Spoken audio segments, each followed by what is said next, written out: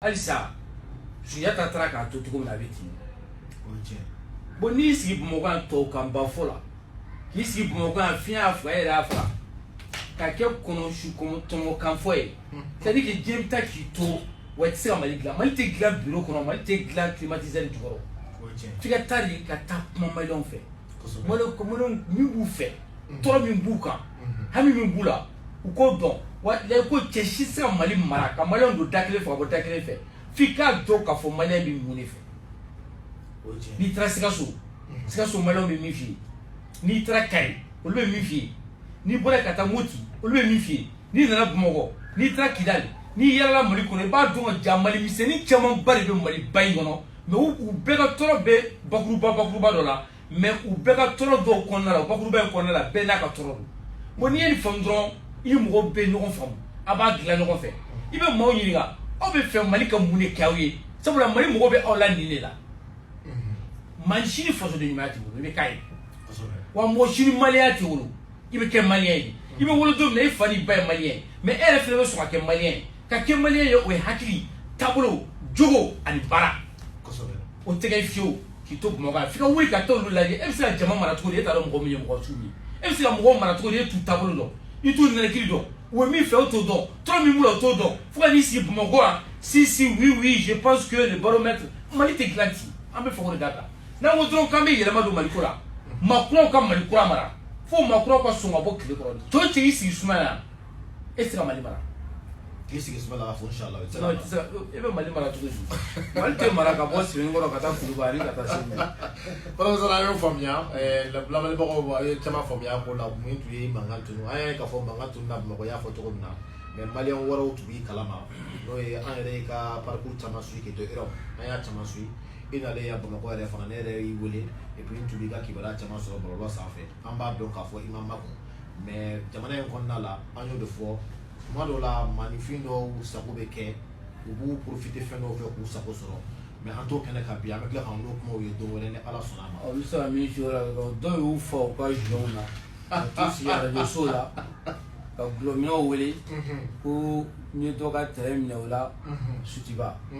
bon ni wari t'u bolo n ye n kale Ala la Ala min ye n da u kana n bɛ wari d'u ma u b'a fɔ k'a ta n compte la n'i y'a sɔrɔ ne tɛ n somɔgɔ dɔ ou bien hali n cousin jan dɔ n'o sɔrɔ ko ka 1 centimètre carré bɛ Sutiba n bɛ n da bɔ Maliko la layi ko fo la n tɛ da bɔ Maliko la ne Clément tɛ dɛ ne somɔgɔ dɔ ka terrain ka ye Sutiba ko n taara mɔgɔw ka terrain minɛ o la kelen filanan u ko dugu in tɔgɔ u ko n ka foro bɛ dugu dɔ la ko Bada la n'o y'a sɔrɔ ko n ka centimètre 1 bɛ yen u kana n'a preuve ye n bɛ n da bɔ Maliko la fo la a sabanan Mali tɛ dilan arajoso la kuma dɔrɔn tɛ an bɛ olu bonya dɛ arajoso la kumakɛlaw bonya mais minnu yɛrɛ kɛ jago arajoso la kumakɛlaw ye Mali tɛ dilan ni o ye Jemina sera jamana dilan sa an kana fila yɛrɛ ma danbe dɔ de banna quoi taabolo dɔ de banna hali bamanana n'i bɛ gulɔ min i tɛ jate mɔgɔ ɲɛnama ye mɔgɔ b'i fa gulɔ la ka manamanakan fɔ bamanan kafiri t'i jate mɔgɔ ye donc Mali kɔnɔ bi an kɛra silamɛ jamana ye 95% musulman Jemina ka tɛ se ka mɔgɔ ɲɛnamakan fɔ a n'o mɛn hali n'a daminɛ mɔgɔ ɲɛnama a bɛ laban mɔgɔ ɲɛnamakan fɔ de la i ye kuma faamu donc ne ka yɔrɔ tɛ Sutiba ma deli ka yɔrɔ minɛ mɔgɔ la mais ni min ko ne Clément delila ka bin i kan Mali kɔnɔ ni min ko ne Clément delila ka tɔɔrɔ dɔ s'i ma min tɛ bɛn sariya ma ko ni wari t'i bolo n'an yɛrɛ bɛ wari d'i ma i bɛ taa avocat fɛ yen i bɛ taa plainte déposer Clément contre la sabu Clément ni maliyɛn bɛɛ ka kan Clément ma muso ni maliyɛn si ye Clément yɛrɛ ye fɛnɛ maliyɛn dɔ de ye taa i ka taa plainte déposer parce que ne b'a dɔn ne ma deli ka mɔgɔ ka 1 centimètre minɛ i la la ko pour que k'a nɔgɔya i ma dɔrɔn ne bɛ du min kɔnɔ Bangali na ne fa ka du don ne ka du tɛ yɛrɛ du in ye ne fa ka du ne wolola ka du in sɔrɔ yen donc o tɛ ne ta ye yɛrɛ donc k'a fɔ ko ne taara mɔgɔ ka du minɛ yɛrɛ ne taara kɛlɛ min kɛ Sutiba o ye u bɛ fɛ ka Sutiba ko ka du de minɛ u la n taara fantanw dɛmɛ mais komi n'i bɛ jouer min i tɛ kumaw faamu donc taara de yɛlɛma k'o kɛ ko ne bɛ fɛ ka mɔgɔw ka yɔrɔ ninnu la an y'a faamuya kosɛbɛ professeur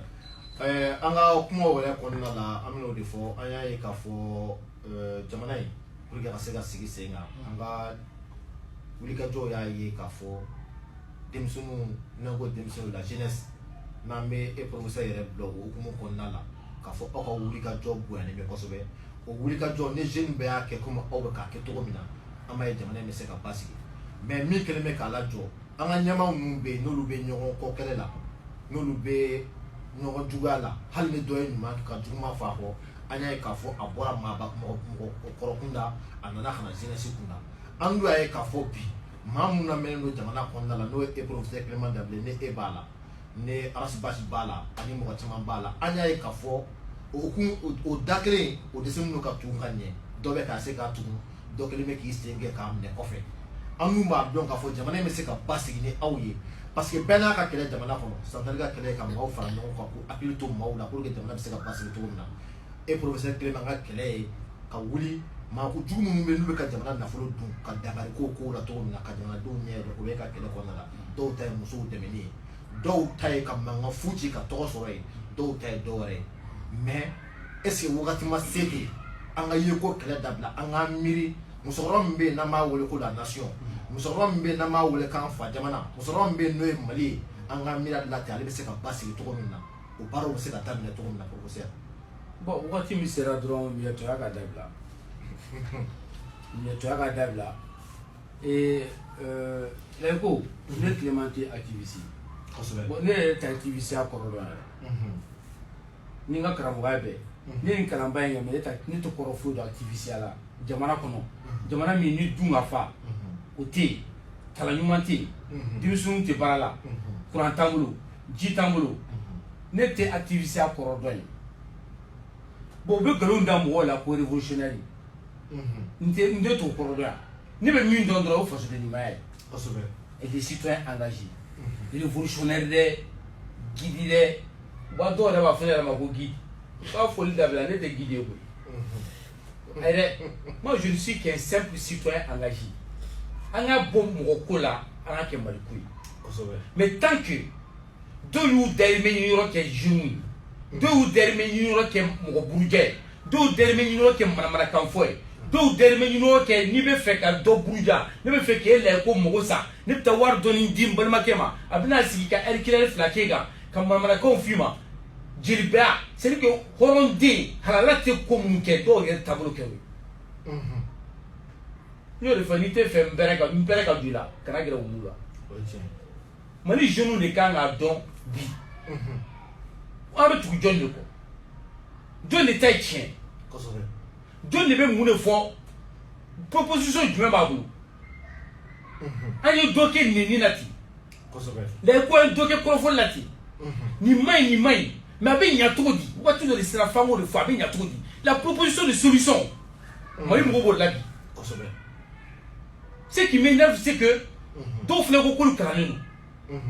n'u ye kuma saba fɔ bamanankan na dɔrɔn u bɛ taa phrase o y'a sɔrɔ i ye dictionnaire bi ou bien phrase dɔ ta internet la u bɛ sin k'o tugu ɲɔgɔn na dɔrɔn mɔgɔ bɛ kule ah il est fort c'est-à-dire que a tugu u bɛ k'u meko bɔ maliyɛnw na de a tɛ foyi dɔn ne l'a f'i ye ne t'a fɔ yɛrɛ n ka mɔgɔ kalannen dama don parce que ne bolo a dɔw ma kalan u ma dɔn ekɔli la yɛrɛ parce que n'i donna ekɔli la i tɛ sɔn ka min kɛ n'i y'o kɛ ne b'a fɔ e ma dɔn ekɔli la yɛrɛ n'i ko k'i b'a dɔw kalan dɔrɔn e min ye karamɔgɔ ye dɔ bɛ b'i ka dɔnniya la komi ne yɛrɛ ye karamɔgɔ ye dɔ bɛ b'i ka dɔnniya la bilahi parce que kalan tɛ nin ye o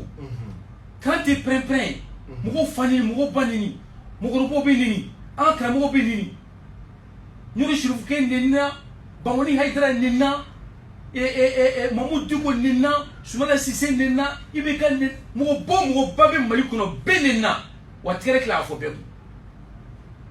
kun jeunes bɛ se ka tugu mɔgɔ cogo di il faut avoir de la cohérence i bɛ min kɛ i ka tilen ka kɛ n'i ye min fɔ bi san 10 ɲinan kɔ o jogo ka yɛlɛ i ka t'o sira kan hali kɔngɔ b'i faga Mali jeunesse feerela bi Mali jeunesse sacrifiera bi maintenant waati dɔ sera il faut la révolution de conscience ne m'a fɔ mɔgɔ ka taa yɔrɔ ka ɲi ne ko dɔrɔn fɛn min kan ka yɛlɛma o ye maliyɛn yɛrɛ maliyɛn dun tɛ yɛlɛma hakili kɔ hakili dun tɛ yɛlɛma jogo kɔ wa e min b'a fɔ fɛn yɛrɛ ka kɛ fɛn yɛrɛ ka kɛ anw minnu bɛ k'a bila mɔgɔw ɲɛma k'a man ɲi f'a jogo ka ye anw de la mais e tɛ se ka kɛ bi k'i kɛ mɔgɔ min ye ko jɛnnen don ɲɛ jɛnnen don n'i ko cu i b'a fɔ ca n'i ko cu i b'a fɔ ko mɔgɔ tila k'i lamɛn c'est-à-dire qu'en salle de la foule kaboué maintenant comment te dire ko ni mai beba do mai comment bana minoko bana sira tambolo et d'autres sous kenyate non demsun te barala kala nyumante amaba mari ko ba hein maintenant glan tout avec glan tout solution du même John Bolo on munu ko kanye gidouye on munu ko kanye nyamoye on munu ko kan forlinu hein a professeur on a docteur on a mais ta don diplôme de double mais en munu on fala nyonga mun de la concours ko ma concours so mun ya so mun ma so mun troubi so mun ya en bekana ça min ko misemina ne le ko qui guidé na fort avec grand trou ne le ko qui révolutionnaire na fort avec grand trou il y a activité na fort avec grand trou il be ka régime ba ma fui ke mi kan ka te metron ku ye lo akora do bo ni tram mana ka fo Facebook ko be WhatsApp ko ya fo mi ma tro qui poursuivi ko 5 ans prison ferme ni combien de millions là voilà il y a ngo dongo nya fo ngala ka pa ka be kala mana ka be pas ça ame mo sibe kana do frère dari me kala mana ka fo e ma éclair faire là sur Facebook frère mo ka unité tonu me tout bolo mais ko kuma so jire la ne yɛrɛ a baara kɛ ɲɔgɔn dɔ bɛ yen ko k'ale ka téléphone photo ta yɔrɔ ko tiɲɛna ale ye vidéo kɛ dabila fɔlɔ an y'o fɔ cybercriminalité min bilala jamana kɔnɔ an bɛ jamana marabaga fo ani maa wasaden minnu y'a baara in kɛ an b'u kelen kelenna bɛɛ fo ni n'a to jamanadenw na kunnafoni u kunnafoni cogo la an b'o de fɔ wagati bɛɛ nkalon min bɛ kuma o bɛ se tiɲɛ ma kun ne na wagati sera ten an ka tiɲɛ fɔ tiɲɛ hali n'a bɛ digi an na an ka tiɲɛ fɔ an bɛ se ka baara dɔ kan professeur an bɛ kuma ɲininkali min sɛmɛ la tuguni o ye an y'a ye k'a fɔ jamana in kɔnɔna la maa caman bɛ sigilen to k'a fɔ mais e y'a caman fɔ i y'a dɔw kɛ an y'a ye mɔgɔ minɛw a sumayalen bɛ sisan an y'a ye maa minnu ye sonyɛli kɛ ne u caman tun bɛ ka siran an y'a ye u caman bɛ yen bi u bɛ ka yɛlɛ jamana in kɔnɔna la a ko yɛrɛ bɛ cogo di professeur aw yɛrɛ ka baara in a ko bɛ ka lasumaya jumɛn de kama ou bien a tɔw ka bolo kan a bɛ an ka sariya bolo mɔgɔ de ka bolo kan an b'a fɛ k'o dɔn. non sariya bolo nɔ tɛ mais lɛ ko maarani dɔ faamu jɔn de bɛ yala dugu kɔnɔ n'a musalanin don. bon an y'a ye k'a fɔ i yɛrɛ y'a fɔ cogo min na sisan an tɛ n'an y'a fɔ sisan parce que maa caman yɛrɛ wulila ka se ne ma kɛrɛfɛmɔgɔw b'a kalama k'a fɔ ko n ka émission na tuma bɛɛ n bɛ professeur wele n ka émission kɛnɛ sanfɛ ko n bɛ dɔ dɔn a ko la ou bien ko dɔɔni dilan yɛrɛ ma a ko la n ko ye dɔɔni sɔrɔ hali n'a kɛra duwawu ye o ye dɔɔni ye sinon an ti bamananw ye an ti baara kɛ ni wari ye. ayi ne tigɛ ma dɔrɔn bɛ d'i ma dɔ bɛ a tɔgɔ ko komi a kun donna kaso la a bɔra a ma mɛn n tɛna kɛlɛ la wuli bilen n'o tɛ ale kun waati min kɛ a bɛ nin o b'a sɔrɔ sɛgɛn digira a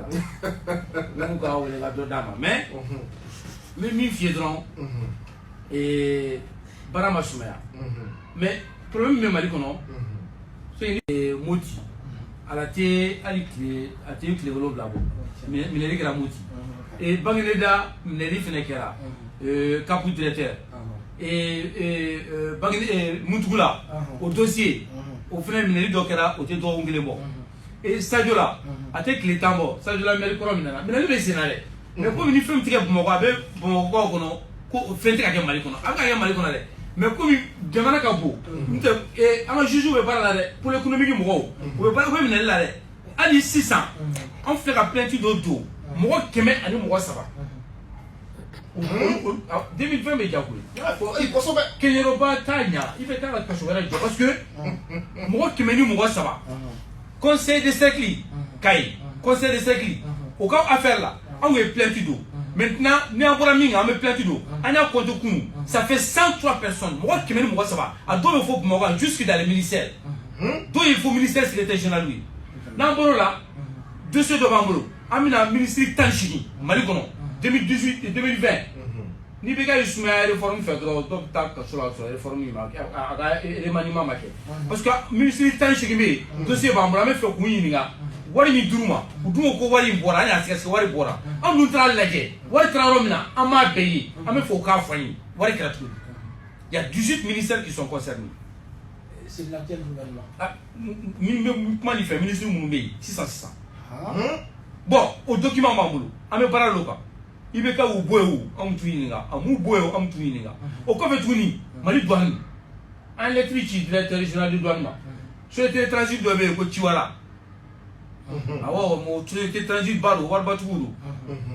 fausse exonération outra ambassade des Pays-Bas ko exonération ta ko nganamu kata camion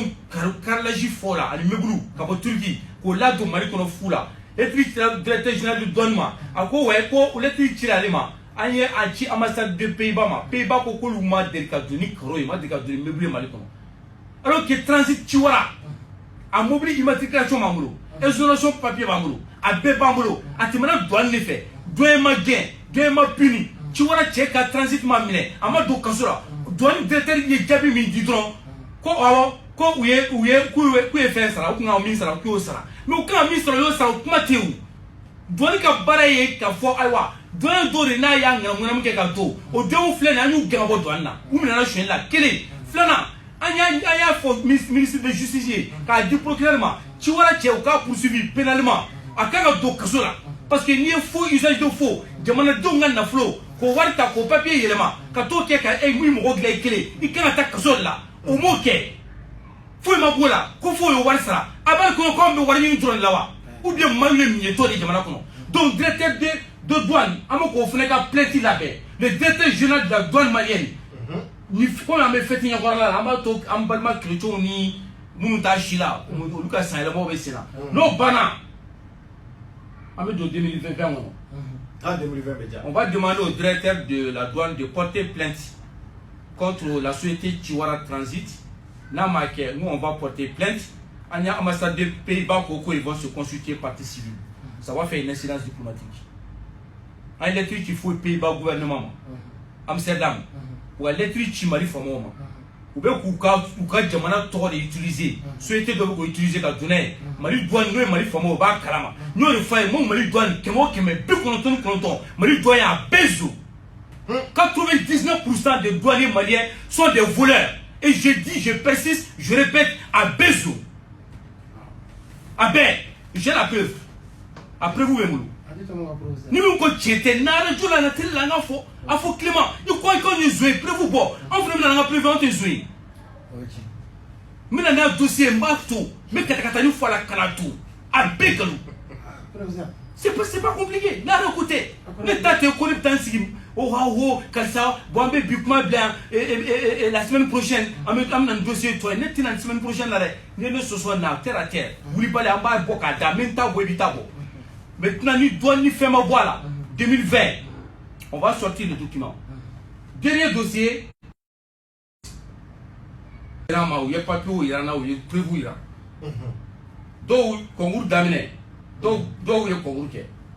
Il y a admissibilité. Il y a diplôme de l'ONAS, etc. Après, il faut il y a des gens qui ont pompier là-bas. Mais c'est la taille de la journée. Parce que il y a des gens qui ont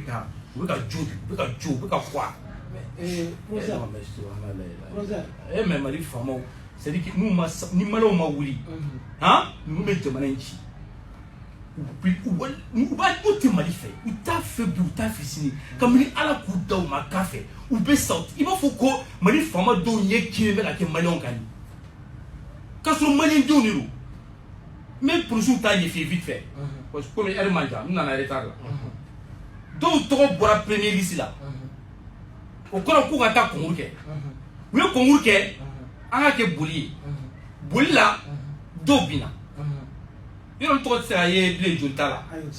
munu bina bolla dem so yo photo ta o lisi mi bora ko ne pasera bolla ku ka ta junta la do tunna kamina damine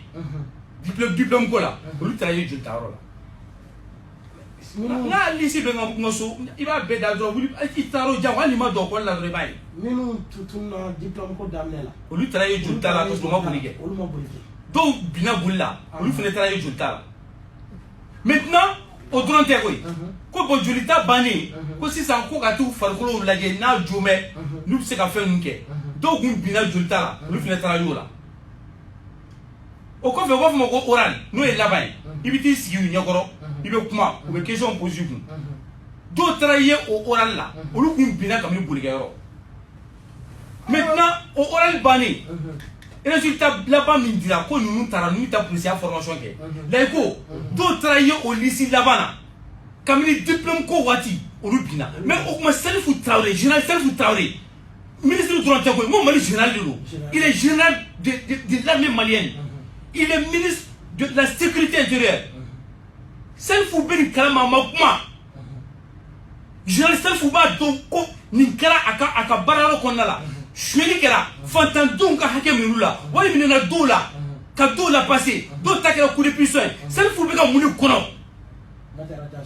Il n'y a pas de démentir le quota là, Oulibalbo, à Tirasso.